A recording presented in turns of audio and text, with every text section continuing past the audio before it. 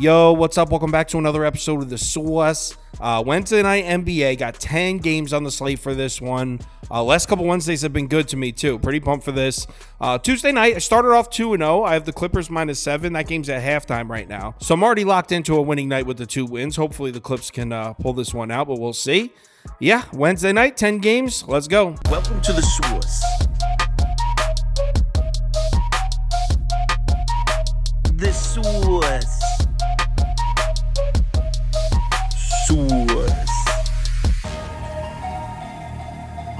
Hey, get the Source. First up, we got Minnesota on the road in Detroit. Pistons are catching 12 points at home here with the total sitting down at 220.5. Let's take a quick look at the spreadsheet, and we're looking at 116-111 final score according to the model. So it's got Minnesota winning, but that's a lean towards Detroit in the points. Let's talk injuries. Minnesota just one injury question mark, but it's a big one. Anthony Edwards listed as questionable.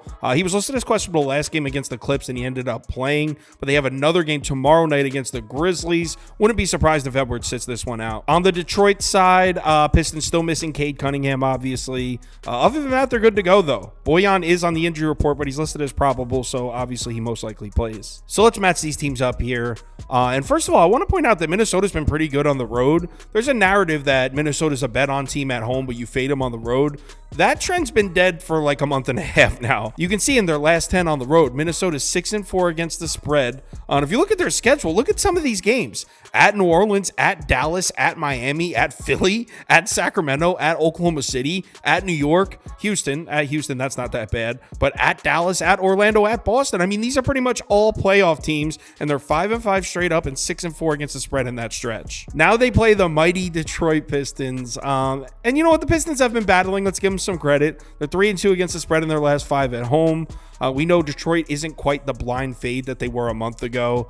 In fact, at 12.5 points, Detroit doesn't look like a bad bet here. And then you add on the fact that Minnesota's got that game tomorrow night back at home. So after this game, they immediately fly back to Minnesota to play Memphis. Not that Memphis is a huge game, but it's bigger than this one. I mean, a road game against a bad Eastern Conference team. I mean, this is one of the most meaningless games on Minnesota's schedule. So this game means nothing to the T-Wolves. I definitely wouldn't lay the points here. Doubt I go with Detroit either. So I'll say Detroit +12 or pass. I'll let you know on the live show what the final decision is, but definitely Detroit or pass. I want to go Minnesota. Next game. Orlando on the road at Atlanta. We got a division rivalry here. Hawks are laying 3.5 or 3, depending on your sports book. This was at 3, but now most books are popping up at 3.5. Total sitting at 237.5. Let's take a quick look at the spreadsheet. And according to the model, we're looking at a close one here. 113-111 Atlanta win. So that's a heavy lean on the under there. Just goes to show you the kind of basketball Orlando's been playing. Injury-wise, Orlando still missing the same 2 pieces. Gary Harris and Franz Wagner both ruled out. Neither of these are new, though. Both these guys have been out for a while now. Atlanta also missing 2 pieces. DeAndre Hunter is still out. He's been out for a while now. And now Wesley Matthews has been ruled out. It was Garrison Matthews out, but now Garrison Matthews is back and the other Matthews is out. So 2 pieces missing here for the Hawks. So matching these 2 teams up. So yes, the Atlanta Hawks are just 4-14 against the spread at home, the worst in the NBA. I've made a good amount of money fading the Hawks at home blindly this year. That being said, in their last 5 home games, the Hawks are now 3-2 against the spread, and I've been on the losing end of 2 of those 3 wins. So I'm officially declaring fading the Hawks at home. I'm officially declaring that a dead trend. One trend that's most definitely not dead, though, Hawks have struggled with this Orlando team. They're 0-4 against the spread in their last 4 against the Magic. Atlanta has not covered the number against Orlando since November of 2022, so the very beginning of last season. And this is an Orlando team that's been a reliable bet all season. They're the 4th most profitable road team in the NBA this year. In their last 10, they're just 4-6 straight up. But they're 7-3 against the number. So even in their losses, they're finding a way to keep it competitive for the most part. Here's the thing, though. Numbers-wise, I kind of like how this Hawks team matches up with Orlando, the way the Hawks are playing right now. So first of all, Orlando's struggling with turnovers. They're 26th in turnover rate this season. The Hawks don't do many things well on defense, but one thing they can do is force turnovers. They're 10th in forced turnover rate this season, so it's not a good look for Orlando on the road. Also, another thing the Hawks have done a really good job of recently, getting to the foul line. In the last 10 games, they're 1st in free throw rate. So the Hawks have been getting to the stripe. Orlando just 26th in defensive free throw rate. So the Hawks should definitely get plenty of opportunities as far as free throw attempts go. And if this were the old Hawks from earlier in the season, I would say Orlando's defense is a nightmare matchup for them because the Magic have been playing lockdown defense on the perimeter, and the Hawks are usually a three-point reliant team. But look at the last 10 games. 52% of the Hawks' shot attempts have come from short mid-range or closer, which plays right into the weakness of the Magic defense. The Hawks have completely changed their offensive strategy, and it's working. I don't see any reason why it doesn't continue to work in this matchup against Orlando. So I know betting the Hawks at home seems crazy, and I know fading the Magic on the road or fading the Magic period seems crazy, but that trend is dead, man. I'm on the Hawks. Atlanta -3 or 3.5. Hopefully I can grab a 3. I haven't bet it yet. So let's say 3 or 3.5. Next game. San Antonio Spurs are up in Boston. Celtics are laying 15.5 points at home here, and the total sitting at 237.5. Let's take a quick look at the spreadsheet. And according to the model, we're looking at 119, 113 Boston. So Celtics winning, but Spurs covering the number. Injury-wise, San Antonio's pretty healthy in this one. Only one main piece missing. It's Zach Collins, and that's not new. He's been out for a while now. Bunch of question marks on the Celtics side here. Drew Holiday, Derek White, and Kristaps Porzingis all listed as questionable. They've got a huge game Friday night on ESPN against the Nuggets, so maybe they rest one or two of those pieces in preparation for that. As far as what I'd bet in this one, don't have a ton of interest in it. I mean, I guess I'd lean San Antonio plus the points, but I very seriously doubt I bet this one. I'll let you know in the live show, but probably a pass. Next game. Miami Heat on the road at Toronto here. Raps are catching 1.5 at home, and the total sitting at 228. Let's take a quick look at the spreadsheet, and our model's got it right on point with the point spread here. 114, 112 Miami wins. Let's talk injuries. A couple pieces missing here for the Heat. Kevin Love has been ruled out, but honestly, who cares? Jaime Jaquez is going to miss another game as well, though, and that's a big one. He's been good as hell for the Heat this year. The good news would be both Jimmy Butler and Tyler Hero are healthy and back in the lineup. They've been back, though. This will be Butler's second game back, and I believe this will be Tyler Hero's third game back. Raps are dealing with a few injuries themselves. Pirtle is still out at center. Otto Porter is still out, so the Raps are really thin as far as size goes right now. Gary Trent Jr. also listed as questionable for the Raps. Look, if you subscribe to this channel, you know I've basically been blindly betting the Raps since the trade, and maybe at a first glance you would think it's not going so well. They're just 3-5 since Quickly and Barrett were placed in the lineup, but you know what? They're 5-2-1 against the spread, and if you look at those two losses at Utah, everybody's losing at Utah, man. They're beating the shit out of everybody. And the other loss is Boston. I'm not going to bail on the Raps just because they missed a cover against Boston by 2 points. And by the way, they had the ball, 17 seconds left, down 9. They were catching 7. They dribbled it out. So if they wanted to finish the game, they had a shot at covering. Whatever. I'm not bailing on them. Yeah, I'm a little worried about Miami Heat being back at full strength, or at least close to full strength, but I'm rolling with the Raps. Next game. Houston on the road at the Mecca here. Knicks are laying 3.5 points at home, and the total sitting at 238. Let's take a quick look at the spreadsheet. And according to the model, we got a comfortable Knicks win here. 117-108 Knicks. Injury-wise, Houston is still missing Easton, which is just a killer for them. He was off to such a great start to the season defensively, and they've definitely missed him since he's been hurt. Knicks with a couple question marks themselves. 2 big ones, too. Jalen Brunson listed as questionable. He missed the last 2 games. This would be potentially the 3rd game he's missed, and they really needed him the other night against Orlando in that loss. Josh Hart also listed as questionable, so 2 significant question marks for the Knicks. So as far as matching these 2 teams up on the court, Knicks have been pretty good at Madison Square Garden this year. Definitely a lot different than last season. On the season, they're 9-6-1 against the spread in New York City this year. 9th most profitable home team in the league. And they've got the Rockets in town, one of the worst road teams in the NBA this year. They're just 4-14 on the road, 6-11-1 against the spread. So definitely a nice start to the handicap for the Knicks here. But here's the thing. After that, I really don't like this matchup for the Knicks. New York's been unstoppable on the offensive glass. In the last 10 games, they're 1st in offensive rebounding rate, but the Rockets are 4th on the defensive side. The Rockets have done a great job rebounding on the defensive side, so the Knicks might not have that same success on the offensive glass that they're used to having against this Houston team. Also, this Knicks team likes to push the tempo. They're 9th in transition frequency on the season. They might have some problems in that department as well. Houston's strength defensively is stopping the fast break. Houston defensively is 4th in frequency and 3rd in efficiency in transition. And especially if one or both of Josh Hart and Jalen Brunson are out, this Knicks offense might look really stale in the half court here. A lot of Julius Randle ISO. I don't like it. So I like the Rockets here. I can't believe I'm taking a bad road team against a good home team, or a team that's played well at home. And I'm a Knicks fan. I mean, this one sucks. I don't really like this one, but I'm pretty confident Rockets are the move here. I'll take the points, and if one of Josh Hart or Jalen Brunson sit, I'll probably take the Rockets money line in this one. Next game. Milwaukee on the road at Cleveland. I accidentally skipped this one. I'm just realizing right now as I got this one, I don't have any notes written, so I'll go over this on the live show tomorrow. First glance at this number, I'd lean Milwaukee. I know they're completely healthy right now, and Cleveland's still banged up, so I guess I'd lean Milwaukee at 4.5, but skipping this one for now. Next game. Hornets are down in New Orleans to play the Pelicans. Pellies are laying 12.5 points at home, and the total sitting at 230.5. Let's take a quick look at the spreadsheet, and according to the model, we're looking at a Pelicans comfortable victory here. 121-103 New Orleans. So even with the number all the way up at 12.5, model is still saying to bet the Pellies. Let's talk injuries.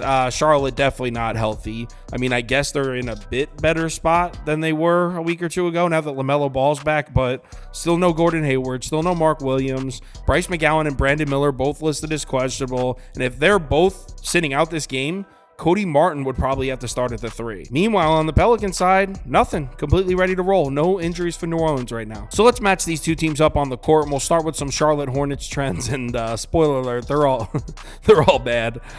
Charlotte 0-5 against the spread in their last 5 games, losing by an average of 19.6 points per game. Just wow. They're 4-12 against they're 4-12 against the spread in their last 16 on the road. So right off the bat, I already know I'm going to have a lot of trouble getting over to the Charlotte side. I mean, even if I'm getting 12.5, shit, I'm going to need 20 to consider betting the Hornets here. The thing is, though, when it comes to this Pelicans team, I really am a lot more comfortable betting them on the road. Pellies are 6-3 against the spread in their last 9 games overall, but they're just 2-5 against the spread in their last 7 at home. Pelicans, I would put in the same category as the Kings, just a team, Knicks also, well, Knicks last year more than this year, but just a team I feel a lot more comfortable betting on the road. As far as numbers go, so yeah, like I said, LaMelo Ball is back for the Hornets, and there is an improvement here, but I don't know how much it moves the needle as far as betting them. So with LaMelo on the court, you can see the offensive rating's about the same. Defensive rating, 3 points per 100 possessions better. So the defense has been a little better.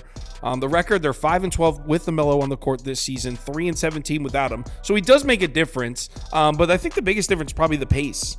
Goes from 95.5 possessions per game to 100.26. So definitely speeds up the pace with LaMelo on the court. But the thing is, I don't even know if speeding up the pace is a good thing in this matchup against New Orleans. I mean, two things the Pelicans have been great at recently.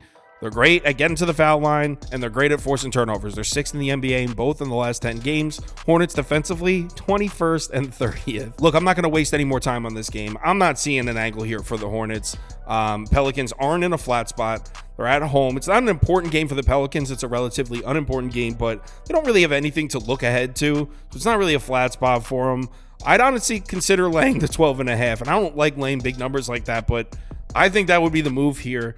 So let's go Pellies minus 12.5 for this video. I haven't bet it, but I think there's a chance this one ends up in my final ticket in the morning. So let's go Pellies. Next game. Dallas is on the road in LA to play the Lakers. This should be a good one here. It's on ABC. Lakers are laying 3.5 points at home with the total sitting at 239.5. Let's take a quick look at the spreadsheet. And according to the model, we really don't have a lean here. We're looking at 118, 116. Lakers win a close one. So I guess that would be a slight lean towards Dallas plus the points, but really nothing there. Let's talk injuries. Dallas is in much better shape now than they were a week or two ago. Exum is still out, but Lively's back. Derrick Jones Jr. should be back. Maxi Kleber's back. Grant Williams is probably back. The only big question mark is Luka Doncic, which is obviously huge. He's listed as questionable. On the Lakers side, it looks like Anthony Davis is definitely going to play in this one. Cam Reddish is still out. Gabe Vincent obviously still out. And LeBron James listed as questionable, but it's not really news. He's always listed as questionable. So let's match these two teams up, and we'll start with some Dallas Mavericks trends. And there's some positive ones here. First of all, the Mavs are 9-4 against the spread in their last 13. So the Mavs have been a profitable team to be betting recently. On the road, 12-7 against the spread on the road this year for the Mavs. That's the best in the NBA. Well, it's tied for the best in the NBA with the Kings. They're also 6-3 against the spread in their last 9 on the road. So the Mavs on the road, it's been a nice spot this season. Also, Dallas is 3-1 straight up in their last 4 games without Luka Doncic. So if Luka does sit, Dallas has been winning the games without him. But all 4 of those games, the last 4 without Luka, they were all at home. Obviously, this one's on the road in LA. Trends on the Lakers side don't look nearly as nice. The Lakers still struggling to find what they had before the in-season tournament because they were looking good. They were playing really strong at home. Then they won the in-season tournament, and they just really haven't been back since. I mean, I'm sure they'll find it at some point, but haven't found it yet. They're just 2-6 against the spread in their last 8, 3-6 against the spread in their last 9 at home, which is the big one because they were looking so good at home rewind a month and a half ago. As far as mismatches, Lakers definitely have a big rebounding edge, especially on the defensive side.